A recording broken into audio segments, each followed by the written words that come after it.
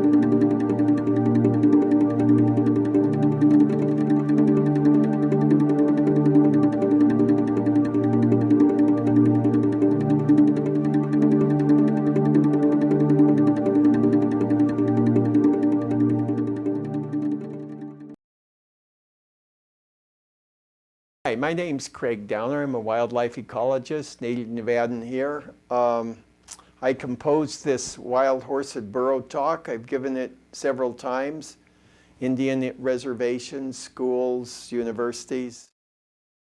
So I just started out taking a little walk here in Nevada. That's a Beckwithii desert violet, really pretty little flower. And just taking a little walk here in the mountains of western Nevada, and we're here in the pinyon juniper sage ecosystem in the Virginia Range, just east of Reno. And there's a horse sauntering by there. By the way, that Story County, where Virginia City is the cradle of the wild horse movement in America. That's where wild horse standing really made a big drive, and the people really rallied behind stopping the slaughter of the horses. And they also recognized that they were very important for fire prevention. So there's a real pretty little mare, looks like, thin neck, but real pretty markings on her head there. And there's yours truly, just in his element, out there with the wild horses. That's a stallion. I guess it's the same one. Looked a little more stallion-like. Sometimes it's hard to tell a stallion from a mare, especially when they're real young. Could be just a real young stallion, probably. Real pretty one. I was taking these two people from, she's a park interpreter, and he was from Oakland. Just had heard about my work, and they wanted to go out and have me guide him around. So we're near the Carson River here, and that day we also came across a dead horse right near a road. And I fear it was a very young horse, and I fear that it had been struck by an off-road vehicle or an off-highway vehicle, like a quad or something. But I didn't see any bullet holes. That's something wild horse advocates often have to do, is face some pretty harsh realities out on the public lands. What we did find near there was a puma print. So it showed there are mountain lions there. And of course they're a natural predator, but I don't believe this one was killed by a puma. It didn't show any fang marks or anything. Virginia City, as I say, that's where the seat of Story County, and old historical place there in the middle of the Comstock lode. There's a lot of real ardent wild horse advocates there. And I've worked with them over the years as well. That's the famous Bucket of Blood Saloon and the St. Mary's of the Mountains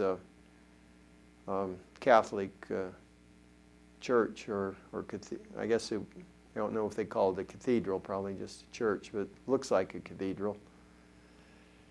And just the landscape there. This is up there, or going up that 6 Mile Canyon where they discovered gold. Or, yeah, they discovered gold at first, and then it later turned into the biggest silver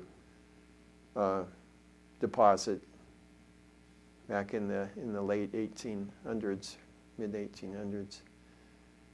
There's another a mare and her young, a gray roan and a sorrel with some nice stockings. And there's a buckskin stallion standing nearby. Gray horse again. In the deserts, you have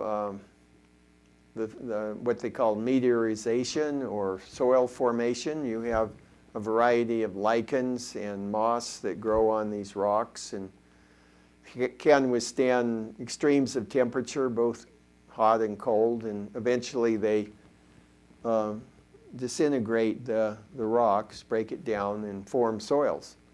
And the droppings of the horses and the burros too are very important in that process, as they contribute humus that is not so degraded. It has a lot of nourishment still in it, and that creates great soils and also seeds many plants. There's been a lot of studies done on that. Another couple there in their element. There's a young colt with a little swivel on his forehead. Really pretty. They have amazing necks. They're called Ophistocoelius necks. They still have the same number of vertebrae, but they're constructed to be really rigid and strong, and yet relatively lightweight, and permits the horse to crane his neck around, see almost totally around him, which is very important in their evolution when they had to keep an eye out for dire wolves or saber-tooth cats, or tigers. They're not actually a tiger, but that's what they called them. So this showing the droppings here and how the vegetation springs up right there from the midst as they go decomposing. You can also see a little dung beetle there, which takes the little particle portions of the droppings and spreads it far and wide. And of course that's a process that goes on all over the world, but it's a very important process. And I don't see this as being dirty or anything. I say, hey, wow, that's a great wealth for the ecosystem. And this is what they call, commonly called a stud pile, but ecologists call it the dung depot. And it has many functions. It's sort of like a communication center, because horses can come and sniff, and they can see whether the female is in estrus, or they can judge whether the stallion has still got a lot of testosterone, and they can judge whether they think they'll be up to challenge him for the possession of his mares. All kinds of things. Also, since the droppings aren't very decomposed compared with ruminant, cow, sheep, deer, in hard times, in times of dearth, they can come and actually reconsume this, like in the dead of winter, and that can help them survive. And actually, a lot of other animals also consume this. I've seen little rodents and coyotes and birds. They'll come and pick through it. And so, what appears to be insignificant is actually very significant and helps the life community. There's also a big seed depository, which as the soils go enriching can be, spring up new plants, new trees and bushes. That's a little colt's droppings. So there's a saying there, you know, these are the apples. The horse and the burro droppings are the apples, but the pies are from the cows, you know, because they're more like a big splattering of fecal matter. And the thing about the cattle feces or the pies is that they don't have much nutritional content and they dry out a lot. They dry out and they're very flammable, highly flammable, whereas the moisture that's in the boluses of the horses aren't as flammable. Just showing a rock there with these colorful lichen. It's deteriorating. And a lot of times you can really kind of read the history in these areas. You can see that miners have put big rock piles up to make stake claims. You'll see little posts with claim. It looks like this is a mining claim because there's a post. And other times it's ranchers that have stacked up and put posts, or it's a boundary marker, but in many cases these are Native American. They put little blinds or put little monuments to orient themselves or to mark tribal boundaries or whatever. It's really fascinating. In other words, you can really use your imagination here. Kind of tune in. This is in the southern Pina. It's going up toward Hercule Spring. There's a little spring there, and of course the spring is very important. It's a very important place for social congregation.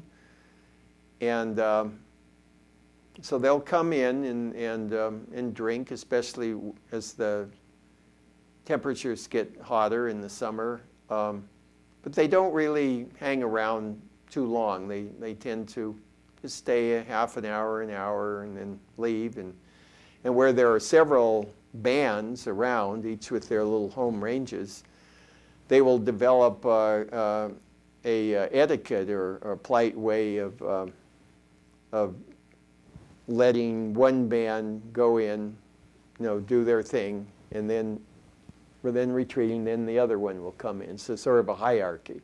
It's really fascinating.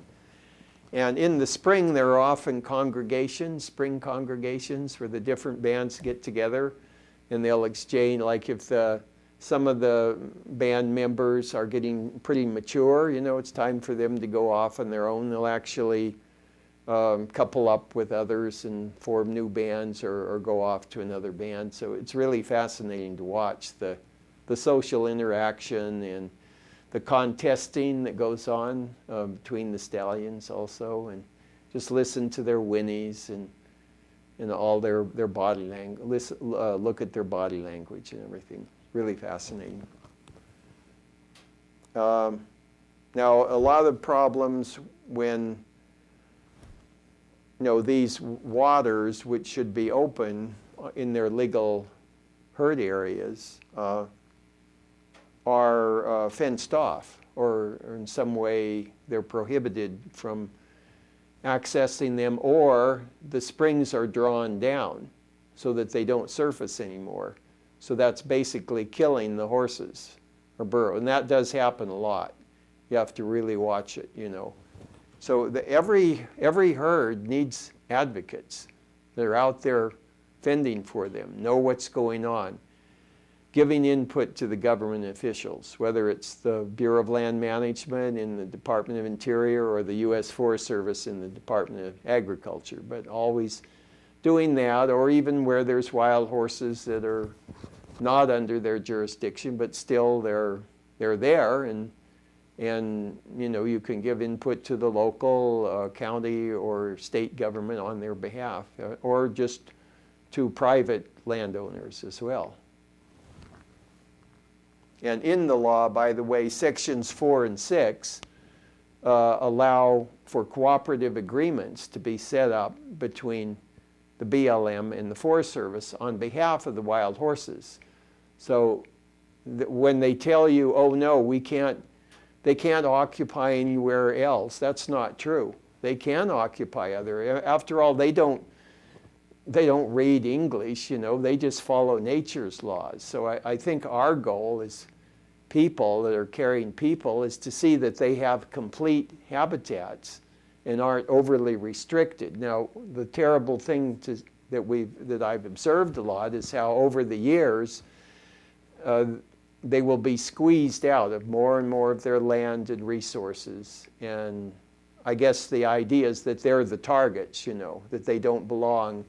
And it's just not true. They do belong. They restore so much that's important here in America. So anyway, you can observe a lot there at the spring. So I take my telephoto shot. It just brings it down because the detail isn't, the pixels aren't quite as dense. So still a good picture, just a little shorter, a little smaller. Here we are back at the spring. Spent a lot of time there. I'm really sick now because they've taken away practically all the horses here in the Pinettes, in the northern Pinettes. And that's where I grew up and really, really loved these horses. There were some legendary horses. They have a lot of Spanish Mustang in them. There's been genetic tests about them. And also a little smaller ponies have contributed a lot to their bloodlines, as well as some saddle horses, but especially those smaller little ponies that were used to cart the ore carts out of the mining tunnels. And they're a real hardy little distinctive herd, and they have a high degree of Spanish Mustang, colonial Mustang in them.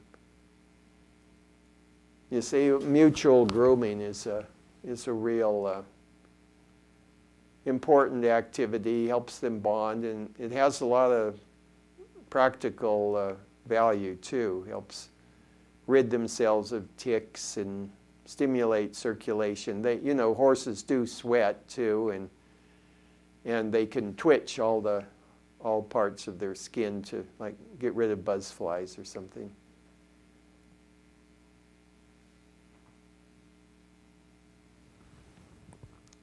These were a bachelor band, as I recall. They were just frolicking around. They're really lively. And there's another little dung depot along a trail.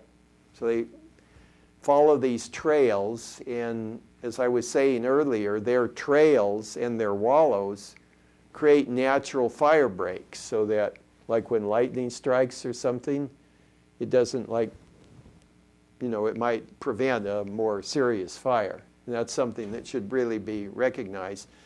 Another thing is that their wallows, as well as sometimes their very footprints, can catch water, like in summer cloudbursts, and that can help many, many species of animals, even tiny little toads and frogs. There they are resting. So they have a regular routine, a regular cycle, daily cycle. And mind you, horses have extraordinary vision. They have a high degree of, or density of rods, so they can often see on, you'd think, in this pitch black night that they would just sort of stay still, but no, a lot of times they're out there doing, getting forage up until a pretty late hour. But they do sleep, of course, and they're famous for being able to even lock their joints so they can sleep standing up. Amazing animals. That's the famous Boot Hill from Virginia City. Just a real atmospheric place. That's the Angel on, was it the Coon Cemetery, I believe? Yeah, it's just really photogenic. I was up canvassing there last couple of weeks. That's looking down at the St. Mary's Hospital, where my old Danish grandfather was treated when he broke his leg. He was a horse gentler back in the early days. And some of this wrought iron work is really, really well done. They had to take some real stern protective measures there. So now they have hidden cameras and everything, because quite a few of these treasures were carted off by thieves. There are, again, the pinions and the junipers side by side. I think they have some sort of a mutual symbolistic or symbiotic, relationship. And often you'll find that where you see species in association, as an ecologist, you can kind of assume, well, there's something of mutual benefit that's going on between them. So I don't know if anyone has ever, any ecologist has ever really examined that, but I do know that the horses really love their shade in the hot season when the sun is really intense.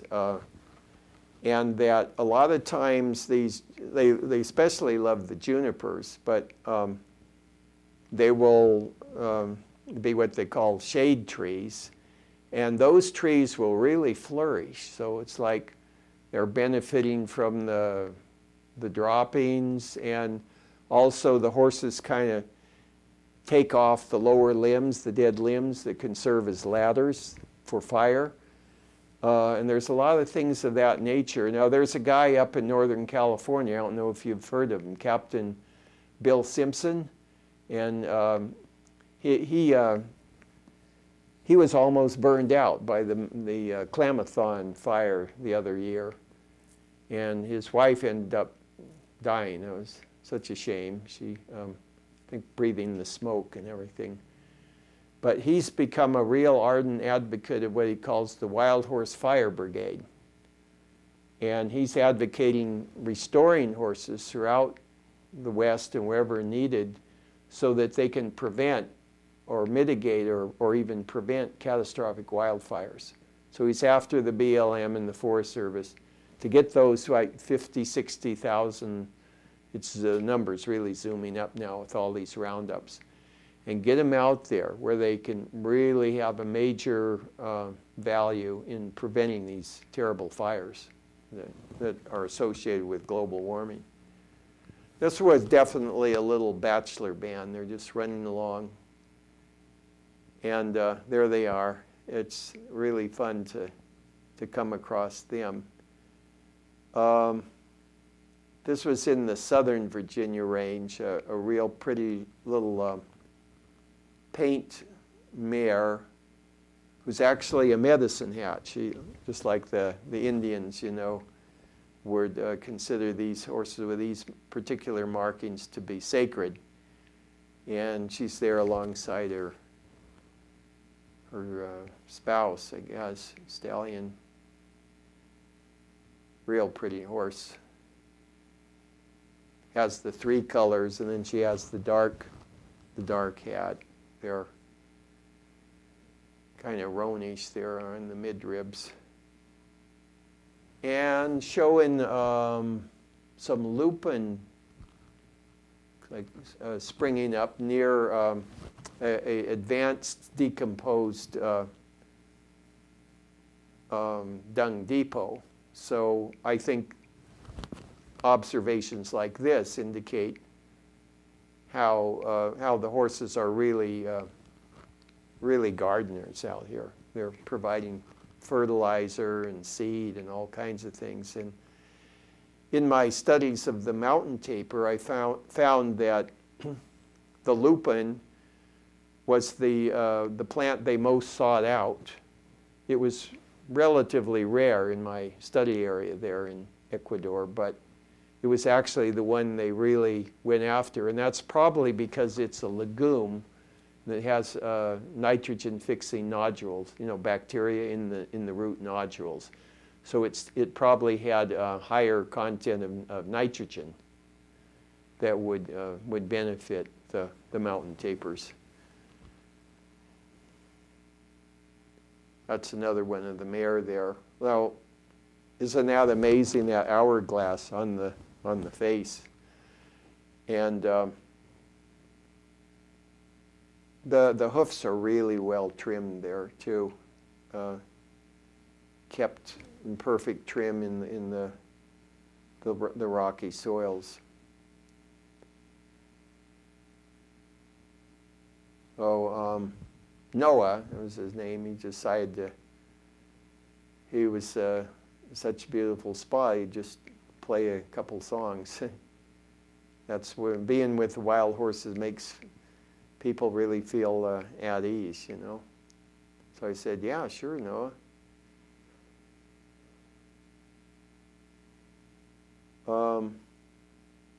Band together. So that's the first one we saw. Then the second one was that one. Then we also saw the dark one. So yeah, a little band. Often there's just three of them, Mom, Pop, and the young one.